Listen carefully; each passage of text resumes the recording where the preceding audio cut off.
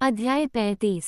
बर्तन साफ हो जाने के बाद मैथ्यू और मैंने मेरी माँ का पत्र, रहस्यमय नोट और एशमोल 782 का पन्ना इकट्ठा किया और उन्हें डाइनिंग रूम में ले गए। हमने कमरे की विशाल घिसी पिटी मेज पर कागजात फैला दिए। इन दिनों इसका इस्तेमाल बहुत कम होता था, क्योंकि दो लोगों का एक फर्नीचर के एक सिरे पर बैठना कोई मायने नहीं रखता था, जिसे आसानी से 12 लोगों के बैठने के लिए डिज़ाइन किया गया था। मेरी चाची भी हमारे साथ शामिल हो गईं। उनके हाथों में कॉफ़ी के भाप से भरे मग थे। सारा और मैथ्यू कीमिया संबंधी पांडुलिपि के पृष्ठ पर झुके हुए थे। यह इतना भारी क्यों है? सारा ने पृष्ठ उठाया और ध्यान से तौला। मुझे इसमें कोई विशेष भारीपन महसूस नहीं हो रहा है, मैथ्यू ने उसके हाथों से इसे लेते हुए कहा, लेकिन इसकी गंध में कुछ अजीब सी गंध है। सारा ने उसे लंबे समय तक सूंघा। नहीं, ये बस पुराना महक रहा है। यह उससे भी अधिक है। मैं जानता हूँ कि पुरानी गंध कैसी होती है, उन्होंने व्यंग्यात्मक लहजे में कहा। दूसरी ओर एम और मैं रहस्यमय नोट में अधिक रुचि रखते थे। तुम्हारे ख्याल से इसका क्या मतलब है? उन्होंने एक कुर्सी खींचकर बैठते हुए पूछा। मुझे यकीन नहीं है, एम ने हिचकिचाते हुए कहा। रक्त आमतौर पर परिवार, युद्ध या मृत्यु को दर्शाता है, लेकिन अनुपस्थिति के बारे में क्या?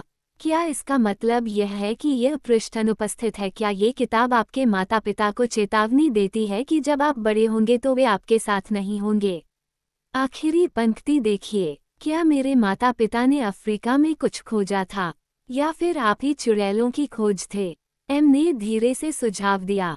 अंतिम पंक्ति डायना द्वारा एशमोल 782 की खोज के बारे में होनी चाहिए, मैथ्यू ने रासायनिक विवाह से ऊपर देखते हुए कहा। आप मानते हैं कि सब कुछ मेरे और उस पांडुलिपि के बारे में है? मैंने बड़बड़ाते हुए कहा। नोट में आपके ऑल सोल्स निबंध के विषय का उल्लेख है, डर और इच्छा। क्या आपको यह अजीब नहीं लगता? इसमें कोई आश्चर्य की बात नहीं है कि इस चित्र में सफ़ेद रानी ने मेरा प्रतीक चिन्ह पहना हुआ है। मैथ्यू ने वह चित्र मेरे पास लाकर रख दिया। वह रसायन विद्या में अस्थिरता के सिद्धांत का मूर्त रूप है, मैंने कहा। क्विकसिल्वर। मैथ्यू खुश दिखाई दिया। एक धातु की सतत गति मशीन। आप ऐसा कह सकते हैं। मैंने भी उस ऊर्जा की गेंद के बारे में सोचते हुए मुस्कुराया जो मैंने उसे दी थी। लाल राजा के बारे में क्या? वह स्थिर और जमीन से जुड़ा हुआ है, मैंने भौहें सिकोड़ी। लेकिन उसे सूरज भी माना जाता है, और उसे आमतौर पर काले और लाल कपड़े पहने हुए नहीं दिखाया जाता। आमतौर पर वह सिर्फ लाल रंग का होता है। तो शायद राजा मैं नहीं हूँ और रानी तुम नहीं हो। उसने अपनी उंगलियों से सफ़ेद रानी के चेहरे को कोमलता से छुआ। शायद, मैंने धीरे से कहा, मैथ्यू की ऑरोरा पांडुलिपि से एक अंश याद करते हुए। सभी लोगों, मेरी ओर ध्यान दो और दुनिया में रहने वाले सभी लोगों, मेरी बात सुनो। मेरे प्रिय, जो लाल है, ने मुझे बुलाया है। उसने मुझे खोजा और पाया। मैं मैदान का फूल हूँ, घाटी में उगने वाला एक लिली। मैं सच्चे प्यार और डर और समझ और धन्य आशा की माँ हूँ। यह क्या है? मैथ्यू ने अब मेरे चेहरे को छुआ। यह बाइबल से संबंधित लगता है, लेकिन शब्द बिल्कुल सही नहीं है। ये ऑरोरा कंसजेंस से रासायनिक विवाह पर एक अंश है। हमारी आंखें एक दूसरे से मिल गईं, एक दूसरे को थाम लिया। जब हवा भारी हो गई, तो मैंने विषय बदल दिया। मेरे पिता का क्या मतलब था जब उन्होंने कहा कि हमें चित्र का महत्व जानने के लिए बहुत दूर जाना होगा? ये टिकट इजरायल से आया था। शायद स्टीफन का मतलब था कि हमें वहीं लौटना होगा। यरूशलेम में हिब्रू विश्वविद्यालय में बहुत सारी कीमिया संबंधी पांडुलिपियां हैं। उनमें से ज़्यादातर आइजैक न्यूटन की हैं। मैथ्यू के इस जगह के साथ इतिहास को देखते हुए, लाजा के शूरवीरों का जिक्र किए बिना, यह ऐसा शहर नहीं था जहां मैं जाने के लिए उत्सुक था।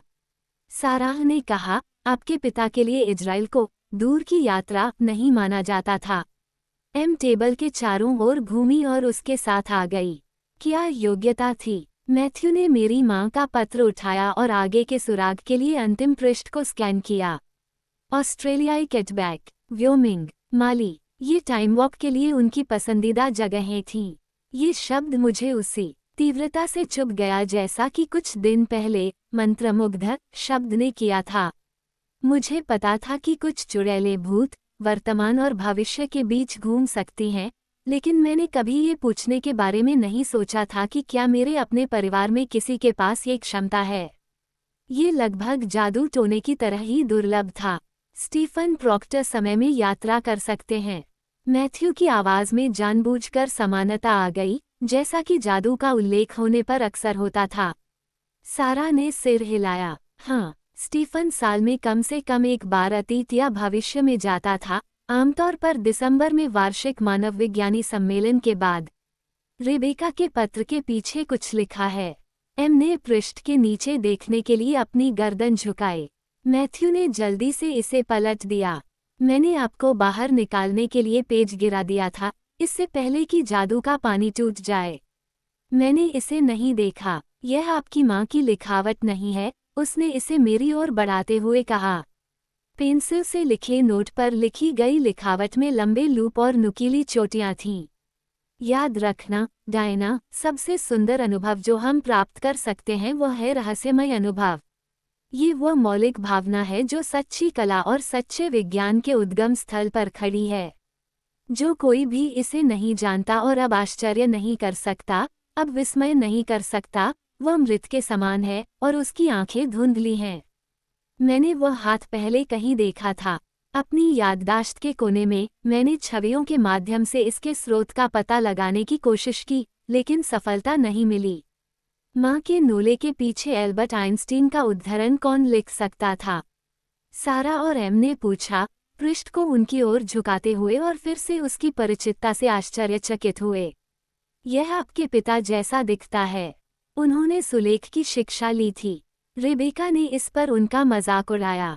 इससे उनकी लिखावट बहुत पुराने जमाने की लगती थी। मैंने धीरे से पन्ना पलटा और लिखावट को फिर से ध्यान से देखा।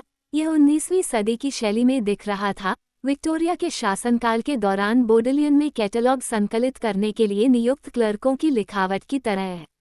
मैं सख्त हो गया, लिखावट को और करीब से देखा, अपना सिर हिलाया। नहीं, ये संभव नहीं है। मेरे पिता उन क्लर्कों में से एक हो सकते थे। कोई रास्ता नहीं था कि वे 19वीं सदी के बारे में लिख सकें। इशमोल 782 पर उपशीर्षक। लेकिन मेरे पिता समय पर चल सकते थे, और आइंस्टीन का संदेश निस्संदेह मेरे लिए था। मैंने पेज को टेबल पर गिरा दिया और अपना सिर अपने हाथों में रख लिया। मैथ्यू मेरे बगल में बैठ गया और इंतजार करने लगा। जब साराह ने अधीर आवाज लगाई तो उसने निर्णायक इशारे से उसे चुप करा दिया। जब मेरा दिमाग घूमना बंद हो गया तो मैंने बात की।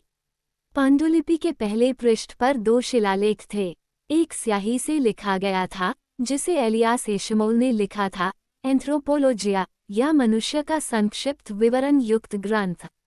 दूसरा एक अलग हाथ से पेंसिल से लिखा गया था, 2 भागों में, पहला शारीरिक, दूसरा मनोवैज्ञानिक। मैथ्यू ने कहा, दूसरा शिलालेख बहुत बाद में लिखा जाना था। एशमोल के जीवन काल में मनोविज्ञान जैसी कोई चीज नहीं थी। मुझे लगा कि यह 19वीं सदी का है। मैंने अपने पिता का नोट अपनी ओर खींचा, लेकिन इससे मुझे लगता है कि यह मेरे पिता ने लिखा है। कमरा खामोश हो गया। शब्दों को छुओ, सारा ने आखिरकार सुझाव दिया। देखो वे और क्या कहते हैं। मेरी उंगलियां पेंसिल से लिखे लीला पर हल्के से घूम रही थीं। पृष्ठ से छवियां उभर रही थीं। मेरे पिता एक गहरे रंग के फ्रॉक कोट में थे, जिसमें चौड़े लैपल्स और एक ऊंची काली क्रेवेट थी, जो किताबों से भरी एक डेस्क पर बैठे थे। कुछ और छवियां भी थीं, जिसमें वे घर पर अपने अध्ययन कक्ष में अपने परिचित कॉर्डरॉय जैकेट पहने हुए थे, नंबर 2 पेंसिल से एक नोट लिख रहे थे, जबकि मेरी माँ उनके कंधे पर देख रही थी, रो रही थीं। वह वही था। मेरी उंगलियां पृष्ठ से उठीं और वे स्पष्ट रूप से कांप रही थीं। मैथ्यू ने मेरा हाथ अपने हाथ में लिया और कहा, एक दिन के लिए इतनी बहादुरी काफी है, माँ लियोन। लेकिन आपके पिता ने बोडेलियन में पुस्तक से रासायनिक विवाह को नहीं हटाया था। एम ने सोचा, तो वह वहाँ क्या कर रहे थे? स्टीफन प्रॉक्टर एशमोल 782 को इस तरह से जादू कर रहे थे कि उनकी बेटी के अलावा कोई भी इसे स्टैक से नहीं भूला। सकता था। मैथ्यू निश्चित लग रहा था, तो इसलिए मंत्र ने मुझे पहचान लिया। लेकिन जब मैंने उसे याद किया तो उसने वैसा ही व्यवहार क्यों नहीं किया? तुम्हें इसकी जरूरत नहीं थी। हाँ, तुम इसे चाहते थे, मैथ्यू ने व्यंग्यात्मक मुस्कान के साथ कहा जब मैंने विरोध करने के लिए अपना मुंह खोला। लेकिन ये अलग बात है। याद रखो, तुम्हारे माता पिता ने तुम्हारे जादू को इस तरह से बांध दिया था कि तुम्हारी शक्ति को तुमसे जबरन छीना न जा सके। पांडुलिपि पर लिखा जादू भी इससे अलग नहीं था। जब मैंने पहली बार एशमोल 782 को कॉल किया तो मुझे बस अपनी टू डू सूची से अगला काम चेक करना था। यह विश्वास करना कठिन है कि इतनी महत्वहीन बात से ऐसी प्रतिक्रिया हो सकती है। तुम्हारे माता पिता ने सब कुछ पहले से नहीं सोचा होगा, जैसे कि यह तथ्य कि तुम कीमिया की इतिहासकार बनोगी और नियमित रूप से बोडलियन में काम करोगी। क्या रेबेका भी समय पर चल सकती है? मैथ्यू ने सारा से पूछा। नहीं, बेशक, ये दुर्लभ है, और सबसे कुशल टाइमवॉकर जादू टोने में भी पारंगत होते हैं। सही मंत्र और सावधानियों के बिना आप आसानी से ऐसी जगह पहुंच सकते हैं जहां आप नहीं जाना चाहते, चाहे आपके पास कितनी भी शक्ति क्यों न हो। हाँ, मैथ्यू ने रूखे स्वर में कहा। मैं ऐसे कई समय और स्थानों के बारे में सोच सकता हूँ जहाँ से आप बचना चाहेंगे। रेबेका कभी कभी स्टीफन के साथ जाती थी, लेकिन उसे गोद में उठाकर ले जाना पड़ता था। सारा ने एम को देखकर मुस्कुराई। क्या तुम्हें वियना याद है? स्टीफन ने तय किया कि वो उसे वाल्डजिंग के लिए ले जाएगा। उसने पूरा 1 साल ये पता लगाने में लगाया कि उसे जॉमी के लिए कौन सा बोनट पहनना चाहिए। आपको उस विशेष समय और स्थान से 3 वस्तुओं की आवश्यकता होती है जहां आप वापस जाना चाहते हैं। वे आपको खो जाने से बचाते हैं, एम ने आगे कहा। यदि आप भविष्य में जाना चाहते हैं तो आपको जादू टोना का उपयोग करना होगा, क्योंकि यह खुद को निर्देशित करने का एकमात्र तरीका है। सारा ने रासायनिक विवाह की तस्वीर उठाई। अब उसे समय चलन में कोई दिलचस्पी नहीं थी।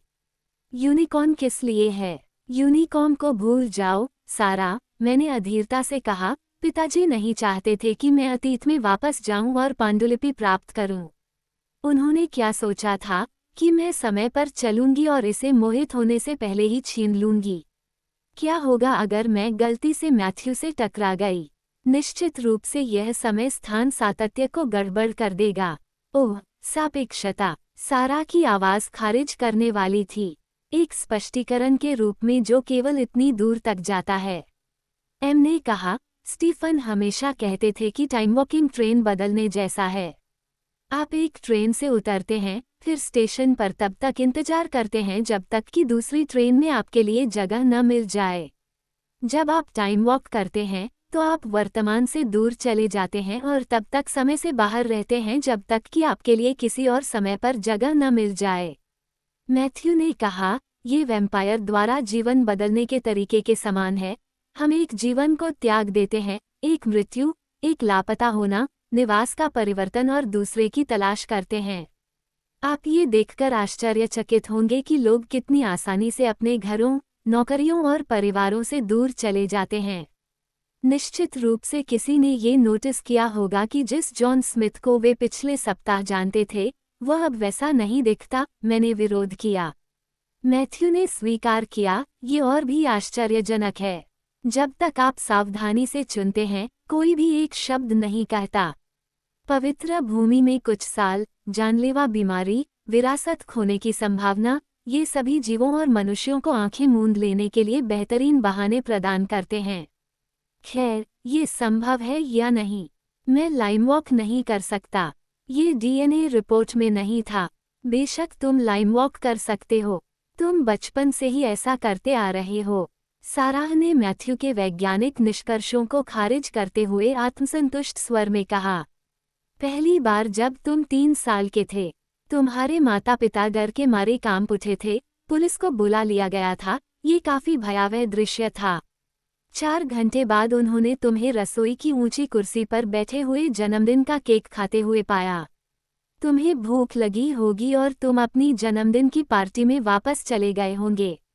उसके बाद जब भी तुम गायब होते, हम समझते कि तुम किसी और दिन गायब हो गए हो और तुम उल्टी कर दोगे। और तुम कई बार गायब हुए। एक छोटे बच्चे के समय में यात्रा करने के विचार से मेरी चिंता दूर हो गई और मुझे एहसास हुआ कि मेरे पास किसी भी ऐतिहासिक प्रश्न का उत्तर देने की शक्ति है। मैं काफी खुश हो गया। मैथ्यू को पहले ही यह बात समझ में आ गई थी और वह धैर्यपूर्वक मेरा इंतजार कर रहा था। चाहे तुम्हारे पिता कुछ भी चाहते हों, तुम 1859 में वापस नहीं जा रहे हो, उसने दृढ़ता से कहा, कुर्सी को इस तरह घुमाया कि मैं उसके सामने खड़ा हो गया। समय ऐसी चीज नहीं है जिसके साथ तुम दखलंदाजी करोगे, समझे? उसे यह आश्वासन देने के बाद भी कि मैं वर्तमान में रहूंगी, किसी ने भी मुझे एक पल के लिए भी अकेला नहीं छोड़ा। ब्रॉडवे के योग्य कोरियोग्राफी में वे तीनों चुपचाप मुझे एक से दूसरे के पास ले गए। एम मेरे पीछे ऊपर की ओर आई ताकि यह सुनिश्चित कर सके कि तौलिए हैं, हालांकि मुझे अच्छी तरह से पता था कि लिनन की अलमारी कहाँ है। जब मैं बाथरूम से बाहर आई तो मैथ्यू बिस्तर पर लेटा हुआ अपने फ़ोन से खेल रहा था। जब मैं एक कप चाय बनाने के लिए नीचे गई तो वह ऊपर ही रहा, ये जानते हुए कि सारा और एम परिवार के कमरे में मेरा इंतजार कर रहे होंगे। मार्थे का पंख मेरे हाथों में था और मैं कल की चूक और उससे किए गए अपने वादे को तोड़ने के लिए दोषी महसूस कर रहा था। आज कुछ चाय पीने का निश्चय करके मैंने केतली भरी और काले धातु के डिब्बे को खोला। रुई की गंध ने मुझे सतू द्वारा हवा में उड़ाए जाने की तीव्र याद दिला दी। ढक्कन को और कसकर पकड़ते हुए मैंने सैप्ट टूर्स की अन्य सुगंधों और खुशनुमा यादों पर ध्यान केंद्रित किया। मुझे इसकी ग्रे पत्थर की दीवारें, बगीचे, मार्थे, राकासा, यहाँ तक कि असाबेव की भी याद आई। ये तुम्हें कहाँ से मिला, डायना? सारा रसोई में आई और टिम की बोतल की ओर इशारा किया। मार्थे और मैंने इसे बनाया। वह उसकी माँ की नौकरानी है, वही जिसने तुम्हारी पीठ के लिए दवा बनाई थी। मैरी है यसब्यू की गृहिणी है। हाँ, मैंने उनके उचित नामों पर थोड़ा जोर दिया। वैम्पायर के भी नाम होते हैं, चुड़ैलों की तरह। आपको उन्हें सीखने की जरूरत है। सारा ने नाक सिकुड़ी। मुझे लगा था कि आप डॉक्टर के पास जाकर दवा लिखवाएंगे, न कि पुरानी हर्बल दवा पर निर्भर रहेंगे। अगर आप कुछ ज्यादा विश्वसनीय चाहते हैं तो डॉक्टर फाउला आपको बता देंगे। एम भी आ गई थी। सारा भी हर्बल गर्भनिरोधक की ज्यादा समर्थक नहीं है।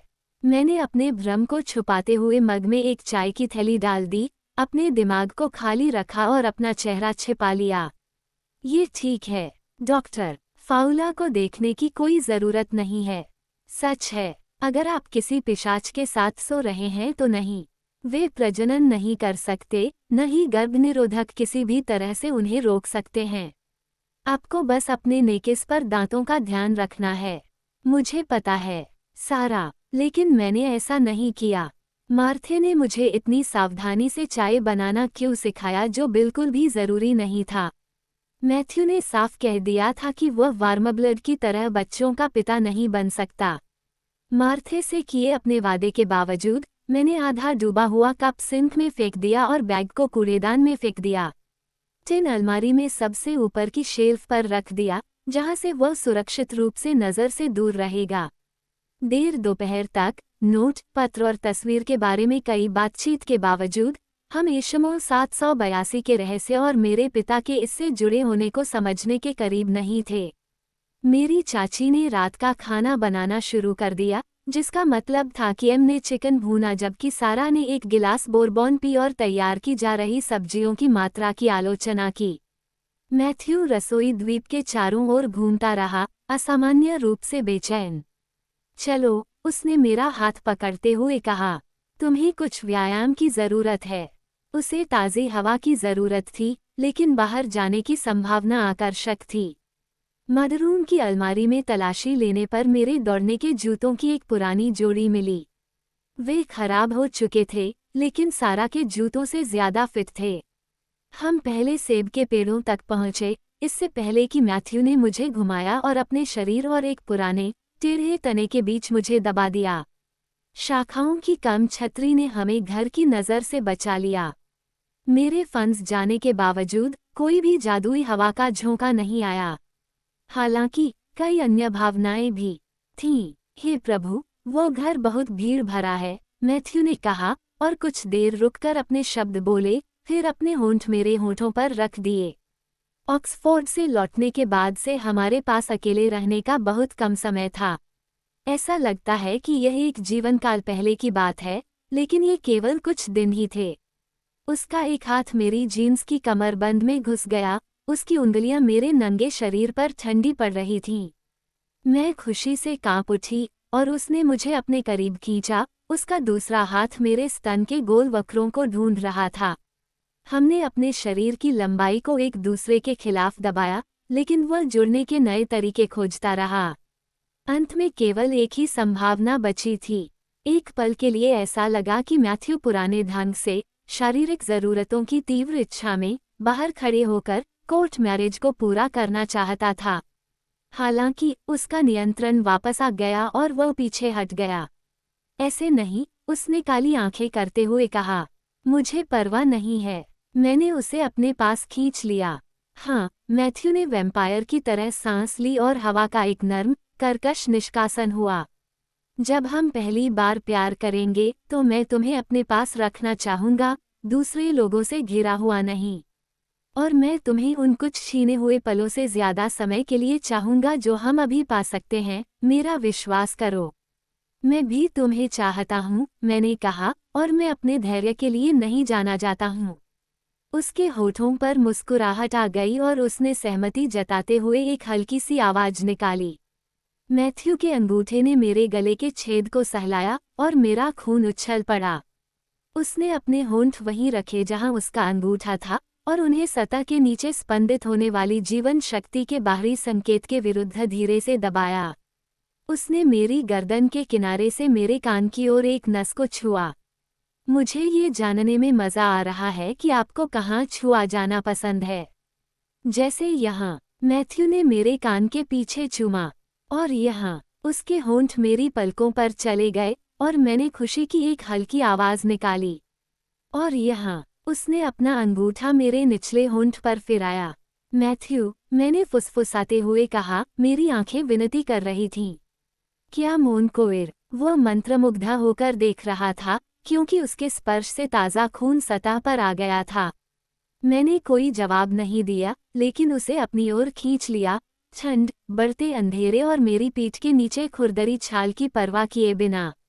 हम तब तक वहीं रहे जब तक सारा ने पोर्च से आवाज नहीं लगाई। तुम बहुत दूर तक नहीं जा पाए, है न? उसकी खर्राटों की आवाज मैदान में साफ सुनाई दी। ये व्यायाम के तौर पर बिल्कुल भी योग्य नहीं है। ड्राइववे में गले मिलते हुए पकड़े गए एक स्कूली छात्रा की तरह महसूस करते हुए, मैंने अपनी स्वेटशर्ट को सही स्थिति में खींचा और घर की ओर चल पड़ी। मैथ्यू ने हंसते हुए कहा और पीछे पीछे चला गया। तुम अपने आप से खुश लग रहे हो, सारा ने कहा जब वह रसोई में गया। चमकदार रोशनी के नीचे खड़ा होकर, वह हर इंच एक पिशाच था और वह भी एक आत्मसंतुष्ट पिशाच। लेकिन उसकी आंखें अब बेचैन नहीं थीं। इसके लिए मैं आभारी था। उसे अकेला छोड़ दो। एम की आवाज़ असामान्य रूप से तीखी थी। उसने मुझे सलाद दिया और परिवार के कमरे में उस टेबल की ओर इशारा किया जहां हम आमतौर पर खाना खाते थे। डायना के बड़े होने के दौरान हमने खुद उस सेब के पेड़ को काफी देखा था। सारा ने कहा। उसने 3 वाइन ग्लास उठाए और मैथ्यू की दिशा में लहराए। क्या आपके पास और भी वाइन है, कैसानोवा? मैं फ्रेंच हूँ, सारा, इटालियन नहीं, और मैं एक पिशाच हूँ। मेरे पास हमेशा शराब होती है, मैथ्यू ने एक दुष्ट मुस्कान के साथ कहा। या तो मार्कस और भी लाएगा। वह फ्रेंच नहीं है या इटालियन भी नहीं, अफसोस, लेकिन उसकी शिक्षा ने इसकी भरपाई कर दी। खत्म होने का कोई खतरा नहीं है। हम टेबल के चारों ओर बैठे और तीनों चुड़ैलों ने एम के भुने हुए चिकन और आलू को नष्ट करना शुरू कर दिया। तबीथा मैथ्यू के बगल में बैठी थी, उसकी पूंछ हर कुछ मिनटों में उसके पैरों पर इश्कबाजी से घूम रही थी। उसने सारा के गिलास में शराब की धारा प्रवाहित की और मैंने अपने गिलास में से चुस्की ली। एम ने बार बार पूछा कि क्या वह हिटो को कुछ चखना चाहता है, लेकिन मैथ्यू ने मना कर दिया। मुझे भूख नहीं है, एमिली, लेकिन धन्यवाद। क्या ऐसा कुछ है जो तुम खाना चाहोगी? एम को इस बात की आदत नहीं थी कि लोग उसका खाना लेने से मना कर दें। पागल, मैंने दृढ़ता से कहा, यदि आपको उसके लिए भोजन खरीदना है तो उसे पागल खरीद कर दो। एम ने झिझकते हुए कहा, कच्चे मांस के बारे में क्या? मैथ्यू ने मेरा हाथ पकड़ लिया और इससे पहले कि मैं कुछ कह पाती, उसे दबा दिया। अगर तुम मुझे खिलाना चाहती हो तो कच्चा मांस ही ठीक रहेगा। मुझे शोरबा पसंद है, बहुत सादा, बिना सब्जियों वाला। क्या आपके बेटे और सहकर्मी भी यही खाते हैं या ये सिर्फ आपके पसंदीदा खाद्य पदार्थ हैं? मैथ्यू की जीवनशैली और खान पान की आदतों के बारे में मेरे द्वारा पहले पूछे गए प्रश्नों के प्रति उसकी अधीरता अब मुझे समझ में आ गई। जब हम गर्म रक्त वाले लोगों के बीच होते हैं तो ये काफी सामान्य पिशाच भोजन होता है। मैथ्यू ने मेरा हाथ छोड़ा और अपने लिए और अधिक शराब डाली। सारा ने कहा, तुम्हें शराब और नट्स के साथ बार में बहुत समय बिताना पड़ता होगा। एम ने अपना कांटा नीचे रख दिया और उसे घूरने लगी। क्या? सारा ने मांग की। सारा बिशप, अगर तुमने मैथ्यू के बेटे के सामने हमें शर्मिंदा किया तो मैं तुम्हें कभी माफ नहीं करूंगा। मेरी हंसी का दौर जल्द ही पूरी तरह से हंसी में बदल गया। सारा सबसे पहले शामिल हुई, उसके बाद एम। मैथ्यू बैठा और मुस्कुराया जैसे कि उसने पागल खाने में डाल दिया गया था, लेकिन वह इतना विनम्र था कि उसने इसका उल्लेख नहीं किया। जब हंसी शांत हुई तो उसने सारा से कहा, मैं सोच रहा था कि क्या मैं रासायनिक विवाह की तस्वीर में इस्तेमाल किए गए पिगमेंट का विश्लेषण करने के लिए आपका स्टिल रूम उधार ले सकता हूँ। शायद वे हमें बता सके कि यह कहाँ और कब बनाया गया था।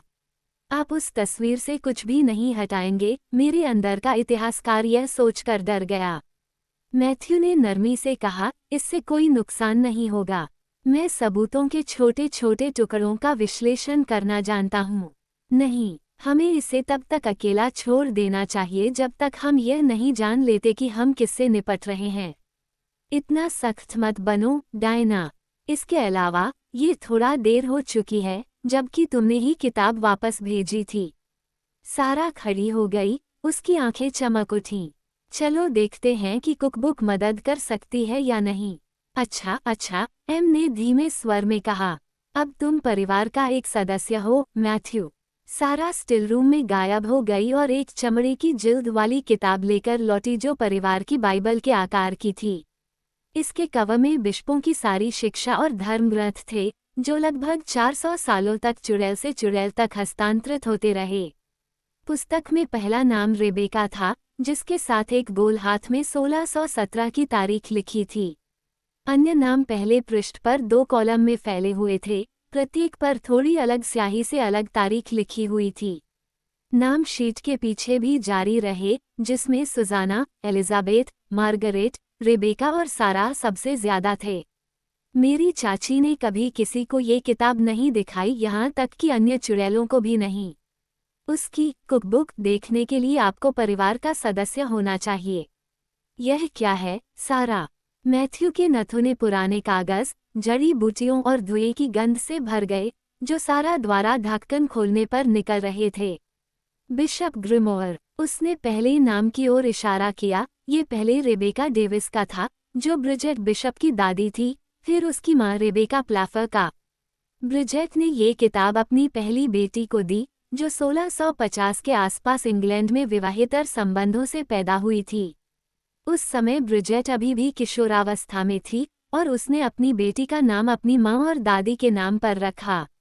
लड़की की देखभाल करने में असमर्थ ब्रिजेट ने उसे लंदन में एक परिवार को दे दिया। सारा ने घृणा से एक सोफी आवाज निकाली। अनैतिकता की अफवाहों ने उसे जीवन भर परेशान किया। बाद में उसकी बेटी रेबेका उसके साथ जुड़ गई और अपनी माँ के सराय में काम करने लगी। ब्रिजेट उस समय अपने दूसरे पति के साथ थी और उसकी एक और बेटी थी जिसका नाम क्रिश्चियन था। और आप ईसाई बिशप के वंशज हैं? मैथ्यू ने पूछा। सारा ने अपना सिर हिलाया। क्रिश्चियन ओलिवा, आपका मतलब है ब्रिजेट की दूसरी शादी से हुई बेटी? एडवर्ड बिशप ब्रिजेट का तीसरा पति था। नहीं, हमारे पूर्वज रेबेका हैं। ब्रिजेट को मार दिए जाने के बाद रेबेका ने कानूनी तौर पर अपना नाम बदलकर बिशप रख लिया। रेबेका एक विधवा थी, जिसका कोई पति नहीं था जिससे वह बहस कर सके। यह एक अवज्ञा का कार्य था। मैथ्यू ने मेरी ओर ध्यान से देखा। ऐसा लग रहा था कि अवज्ञा स्पष्ट रूप से एक आनुवंशिक गुण है। सारा ने आगे कहा, अब ब्रिजेल बिशप के सभी नाम किसी को याद नहीं है। उसकी 3 बार शादी हुई थी। सभी को बस यही याद है कि जब उसे जादू टोने का दोषी पाया गया और उसे मार दिया गया तो उसका नाम क्या था। उस समय से परिवार की महिलाओं ने बिशप के नाम को संभाल कर रखा है, चाहे उनकी शादी कोई भी हो या उनके पिता कोई भी हों। मैथ्यू ने धीरे से कहा, मैंने कुछ ही समय बाद ब्रिजेट की मौत के बारे में पढ़ा। ये प्राणियों के लिए एक अंधकार में समय था। भले ही नया विज्ञान दुनिया से सारे रहस्य को दूर कर रहा था, फिर भी मनुष्य को अभी भी यकीन था कि अदृश्य शक्तियां उनके चारों ओर थीं। बेशक वे सही थे। खैर, विज्ञान ने जो वादा किया था और जो उनके सामान्य ज्ञान ने उन्हें बताया था, उसके बीच तनाव के कारण सैकड़ों चुड़ैलों की मौत हो गई। सारा ने ग्रिमोयर के पन्नों को पलटना शुरू किया। तुम क्या ढूंढ रहे हो? मैंने भौहें सिकोड़ते हुए पूछा। क्या बिशपों में से कोई पांडुलिपि संरक्षक था? अगर नहीं, तो तुम्हें उस मंत्र पुस्तक में ज्यादा मदद नहीं मिलेगी। आप नहीं जानती कि इस जादू की किताब में क्या है, मिस, सारा ने शांति से कहा। आपने इसमें कभी जरा सी भी दिलचस्पी नहीं दिखाई। मेरे होंठ एक पतली रेखा में दब गए। कोई भी उस पांडुलिपि को नुकसान नहीं पहुंचा रहा है। आह, ये यहाँ है। सारा ने विजयी भाव से ग्रिमोयर की ओर इशारा किया। मार्गरेट बिशप के 1780 के दशक के मंत्रों में से एक। वो एक शक्तिशाली चुड़ैल थी। कागज या कपड़े में अस्पष्टता को समझने की मेरी विधि। यहीं से हम शुरू करेंगे। वो खड़ी हो गई, उसकी उंगली उस जगह को चिन्हित कर रही थी। अगर तुम दाग लगाओगे तो मैं शुरू कर दूंगी। मैंने तुम्हें पहले 2 बार सुना, डायना। ये भाप के लिए एक मंत्र है। हवा के अलावा कुछ भी तुम्हारे कीमती पांडुलिपि पृष्ठ को छू नहीं पाएगा। परेशान होना बंद करो, अभी जाकर ले आओ, मैथ्यू ने जल्दी से कहा। मैंने उसे गंदी नज़र से देखा। जब वह डाइनिंग रूम से लौटा तो उसने तस्वीर को अपने हाथों में सावधानी से थाम रखा था और वह और सारा एक साथ स्टिल रूम में चले गए। मेरी चाची 1 मील प्रति मिनट की रफ्तार से चल रही थी और मैथ्यू ध्यान से सुन रहा था। किसने सोचा होगा? एम ने अपना सिर हिलाते हुए कहा। एम और मैंने भोजन के बर्तन धोए और परिवार के कमरे को साफ करने की प्रक्रिया शुरू की, जो एक अपराध स्थल जैसा लग रहा था जब हेडलाइट्स की एक जोड़ी ड्राइववे पर चमकी। वे यहाँ हैं। मेरा पेट कस गया। सब ठीक हो जाएगा, प्रिय। वे मैथ्यू के परिवार हैं। एम ने उत्साहपूर्वक मेरा हाथ दबाया। जब तक मैं सामने के दरवाजे पर पहुंचा, मार्कस और मिरियम कार से उतर चुके थे। हल्के वजन के कपड़े पहने हुए मिनाम अजीब और बेढंगे लग रहे थे। भूरे रंग का स्वेटर, जिसकी आस्तीन कोहनी तक मुड़ी हुई थी, मिनीस्कर्ट और टखने के जूते, उसकी गहरी आंखें खेत और उसके आसपास के वातावरण को अविश्वास की दृष्टि से देख रही थीं। मार्कस घर की वास्तुकला का निरीक्षण कर रहा था और हवा को सूंघ रहा था, जो 1982 के कॉन्सर्ट टूर की छोटी आस्तीन वाली टी शर्ट और जीन्स की एक जोड़ी पहने हुए निस्संदेह कॉफी और चुड़ैलों की खुशबू से भरपूर थी। जब दरवाज़ा खुला तो मार्कस की नीली आंखें चमकती हुई मेरी आंखों से मिलीं। हाय माँ, हम घर आ गए। क्या उसने तुम्हें बताया? मैंने पूछा, मैथ्यू पर मेरी इच्छा न मानने के कारण क्रोधित होकर। मुझे बताओ क्या? मार्कस का माथा हैरानी से सिकुड़ गया। कुछ नहीं, मैंने कहा। Hello Marcus. Hello Miriam. Diana, minim के सुंदर चेहरे पर अस्वीकृति का चिरपरिचित भाव उभर आया। बहुत बढ़िया घर है। मार्कस पोर्च की सीढ़ियों की ओर बढ़ा। उसने अपनी उंगलियों में एक भूरे रंग की बोतल पकड़ी हुई थी। पोर्च की रोशनी में उसके सुनहरे बाल और चमकदार सफ़ेद त्वचा सकारात्मक रूप से चमक रही थी। अंदर आइए, स्वागत है। मैंने उसे जल्दी से अंदर खींच लिया, इस उम्मीद में कि घर के पास से गुजरने वाले किसी व्यक्ति ने लैंडिंग पर पिशाच को नहीं देखा होगा। कैसी हो, डायना? उसकी आंखों में चिंता थी और मेरी खुशबू लेने के लिए उसकी नाक फूली हुई थी। मैथ्यू ने उसे ला पियरे के बारे में बताया था। मैं ठीक हूँ। ऊपर एक दरवाज़ा धमाके के साथ बंद हुआ। कोई बकवास नहीं। बहुत गंभीर। किस बारे में? मिरियम वहीं रुक गई और उसके सपाट काले घुंघराले बाल सांपों की तरह उसके कंधों पर झूलने लगे। कुछ नहीं, इसकी चिंता मत करो। अब जबकि दोनों पिशाच सुरक्षित रूप से दीवारों के भीतर थे, घर में राहत की सांस ली गई। कुछ नहीं, मिरियम ने भी आह सुनी थी और उसकी भौहें ऊपर उठ गईं। जब आगंतुक मिलने आते हैं तो घर में थोड़ी चिंता हो जाती है, बस इतना ही।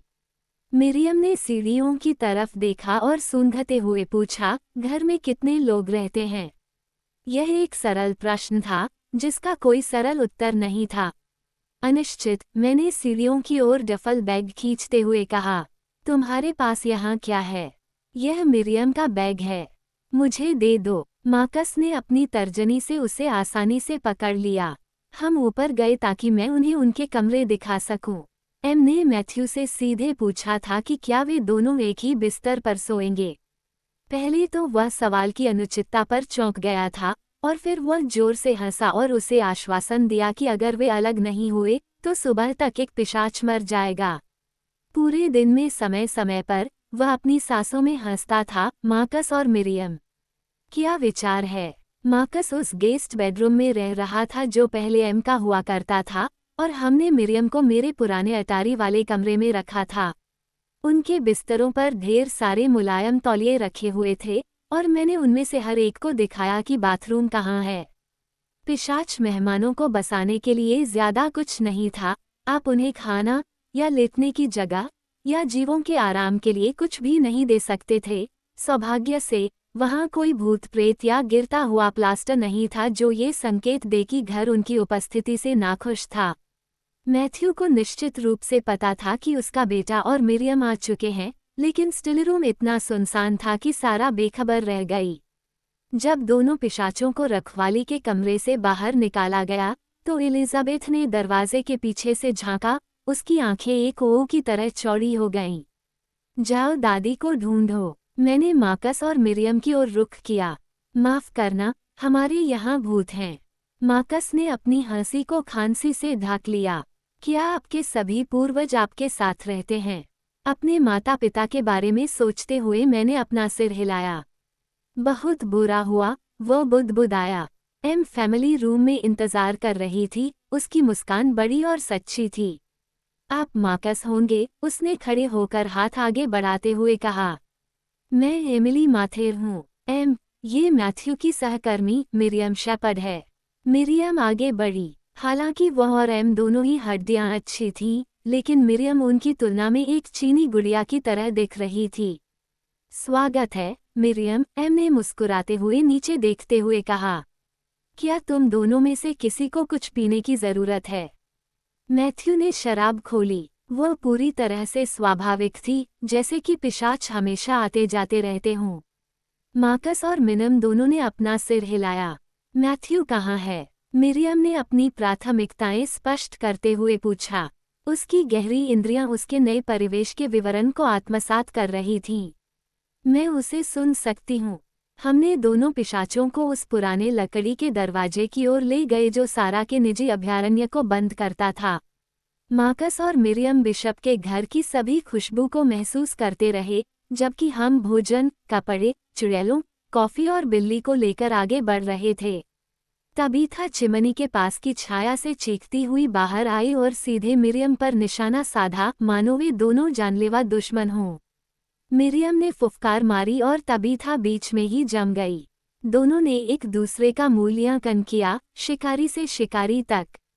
तबीथा ने सबसे पहले अपनी आंखें फेर ली, जब कई लंबे क्षणों के बाद बिल्ली को खुद को संवारने की तत्काल आवश्यकता महसूस हुई। यह एक मौन स्वीकृति थी कि वह अब परिसर में एकमात्र महत्वपूर्ण व्यक्ति नहीं थी। वह तबीथा है, मैंने कमजोरी से कहा। वह मैथ्यू को बहुत पसंद करती है। स्टिल रूम में मैथ्यू और सारा एक पुराने इलेक्ट्रिक बर्नर के ऊपर रखे किसी बर्तन पर झुके हुए थे। उनके चेहरों पर भावपूर्ण भाव थे। छत से सूखी जड़ी बूटियों के गुच्छे झूल रहे थे और मूल औपनिवेशिक ओवन उपयोग के लिए तैयार खड़े थे। उनके लोहे के हुक और क्रेन कोयले के ऊपर भारी कड़ाही रखने के लिए तैयार थे। आंखों की रोशनी बहुत जरूरी है, सारा एक स्कूली शिक्षिका की तरह समझा रही थी। इससे नज़र साफ होती है। इसमें बहुत बुरी गंध आ रही है, मिरियम ने अपनी छोटी सी नाक सिकोड़ते हुए और पास आते हुए कहा। मैथ्यू का चेहरा काला पड़ गया। मैथ्यू, मार्कस ने समान भाव से कहा। मार्कस, उसके पिता ने उत्तर दिया। सारा ने खड़े होकर घर के नए सदस्यों को देखा, दोनों ही चमक रहे थे। स्टिल रूम की धीमी रोशनी ने उनके अप्राकृतिक पीलेपन और उनकी फैली हुई पुतलियों के चौंकाने वाले प्रभाव को और बढ़ा दिया। देवी हमें बचाओ, कोई कैसे सोचता है कि तुम इंसान हो? यह मेरे लिए हमेशा से एक रहस्य रहा है, मिरियम ने सारा को समान रुचि के साथ देखते हुए कहा। तुम भी बिल्कुल अगोचर नहीं हो, तुम्हारे सारे लाल बाल और तुम्हारे शरीर से आती हेनबेन की गंध। मैं मिरियम शेपर्ड हूँ। मैथ्यू और मैंने एक दूसरे को बहुत देर तक देखा और सोचा कि कैसे मिरियम और सारा एक ही छत के नीचे शांतिपूर्वक सह अस्तित्व में रह सकेंगे। बिशप हाउस में आपका स्वागत है, मिरियम। सारा की आंखें सिकुड़ गईं और मिरियम ने भी उसी तरह जवाब दिया। मेरी चाची ने अपना ध्यान मार्कस की ओर मोड़ा। तो तुम उसके बच्चे हो। हमेशा की तरह उसे सामाजिक शिष्टाचार का कोई धैर्य नहीं था। मैं मैथ्यू का बेटा हूँ, हाँ। मार्कस, जो ऐसा लग रहा था जैसे उसने भूत देखा हो, ने धीरे से एक भूरे रंग की बोतल पकड़ी। तुम्हारा नाम एक मरहम लगाने वाला था, तुम्हारी तरह। सारा बिशप ने मुझे बंकर हिल की लड़ाई के बाद टूटी हुई इनको ठीक करना सिखाया था। मैं आज भी वैसा ही करता हूँ जैसा उसने मुझे सिखाया था। स्टिल रूम लॉफ्ट के किनारे पर दो मोटे तौर पर जूते पहने हुए पैर लटक रहे थे। सारा जैसे ही दिखने वाली एक महिला ने कहा, आशा करते हैं कि अब उनमें पहले से अधिक ताकत होगी। विस्की, सारा ने बोतल से मेरे बेटे की ओर नई प्रशंसा के साथ देखते हुए कहा। उसे शराब पसंद थी। मुझे लगा शायद तुम्हें भी पसंद होगी। दोनों सारा बिशप्स ने सिर हिलाया। तुमने सही सोचा, मेरी चाची ने कहा। दवा कैसी चल रही है? मैंने कहा, तंग माहौल में छींकने से बचने की कोशिश करते हुए। इसे 9 घंटे सोने की जरूरत है, सारा ने कहा। फिर हम इसे फिर से उबालते हैं, पांडुलिपि को भाप में से निकालते हैं और देखते हैं कि हमें क्या मिलता है। उसने विस्की पर नजर डाली। तो फिर चलो थोड़ा आराम करते हैं। मैं इसे तुम्हारे लिए खोल सकता हूँ, मैथ्यू ने बोतल की ओर इशारा करते हुए सुझाव दिया। अगर मैं ऐसा करूँ तो बुरा मत मानना। उसने मार्कस से बोतल ले ली। धन्यवाद, मार्कस। सारा ने बम को बंद किया और बर्तन पर ढक्कन लगा दिया, इससे पहले कि हम सब रसोई में घुस जाते। मैथ्यू ने अपने लिए थोड़ी शराब डाली, उसे मिरियम और मार्कस को दिया, जिन्होंने फिर से मना कर दिया, और सारा को थोड़ी विस्की दी। मैंने किराने की दुकान से लिप्टन की सादी चाय बनाई, जबकि मैथ्यू ने पिशाचों से उनकी यात्रा और प्रयोगशाला में काम की स्थिति के बारे में पूछा। मैथ्यू की आवाज में गर्मजोशी का कोई निशान नहीं था, या ऐसा कोई संकेत नहीं था कि वह अपने बेटे के आने से खुश है। मार्कस बेचैनी से एक पैर से दूसरे पैर पर हिल रहा था, ये जानते हुए कि उसका स्वागत नहीं किया गया था। मैंने सुझाव दिया कि हम परिवार के कमरे में जा सकते हैं और उम्मीद है कि कुछ असहजता दूर हो जाएगी। चलो डाइनिंग रूम में चलते हैं, सारा ने अपने प्यारे भतीजे के लिए गिलास उठाया। हम उन्हें पत्र दिखाएंगे। डायना की तस्वीर लाओ, मैथ्यू। उन्हें वह भी देखना चाहिए। मार्कस और मिरियम ज्यादा दिन नहीं रुकेंगे, मैथ्यू ने शांत भाव से कहा। उन्हें डायना से कुछ कहना है और फिर वे इंग्लैंड वापस चले जाएंगे। लेकिन वे परिवार हैं, सारा ने कहा। ऐसा प्रतीत होता है कि वो कमरे में तनाव से अनजान थी। मेरी चाची ने खुद ही तस्वीर वापस ले ली, जबकि मैथ्यू अपने बेटे को घूरता रहा। सारा हमें घर के सामने ले गई। मैथ्यू, एम और मैं टेबल के एक तरफ बैठे। मिरियम, मार्कस और सारा दूसरी तरफ बैठे। एक बार बैठने के बाद मेरी चाची ने माँ की घटनाओं के बारे में बात करना शुरू कर दिया। जब भी उसने मैथ्यू से किसी बात को स्पष्ट करने के लिए कहा, तो उसने बिना किसी लाग लपेट के जवाब दिया। सारा को छोड़कर कमरे में मौजूद हर कोई यह समझ रहा था कि मैथ्यू नहीं चाहता था कि मिरियम और मार्कस को पता चले कि क्या हुआ था। मेरी चाची ने खुशी खुशी अपनी बात जारी रखी और मेरे पिता की पोस्टस्क्रिप्ट के साथ मेरी माँ की कविता का पाठ किया। जब वह ऐसा कर रही थी, तो मैथ्यू ने मेरे हाथ को मजबूती से थाम लिया। मिरियम ने रासायनिक विवाह की तस्वीर उठाई। उसने मेरी ओर देखने से पहले उसे ध्यान से पढ़ा। तुम्हारी माँ सही कह रही थी। ये तुम्हारी तस्वीर है। मैथ्यू की भी। मुझे पता है। मैंने उसकी नज़रों से नज़रें मिलाते हुए कहा, क्या तुम जानती हो इसका क्या मतलब है? मरियम, मैथ्यू ने तीखी आवाज़ में कहा, हम कल तक इंतज़ार कर सकते हैं। मार्कस असहज लग रहा था और अपने पैरों पर खड़ा हो गया। बहुत देर हो चुकी है। वह पहले से ही जानती है, मिरियम ने धीरे से कहा। शादी के बाद क्या होता है, डायना? कंजंक्टिव के बाद कीमिया रूपांतरण में अगला कदम क्या है? कमरा झुका और मुझे सैप्टटूर्स की चाय में जड़ी बूटियों की गंध महसूस हुई। कॉन्सेप्टिव। मेरा शरीर जेली की तरह हो गया और मैं कुर्सी की पीठ से नीचे खिसक गई क्योंकि सब कुछ काला हो गया था।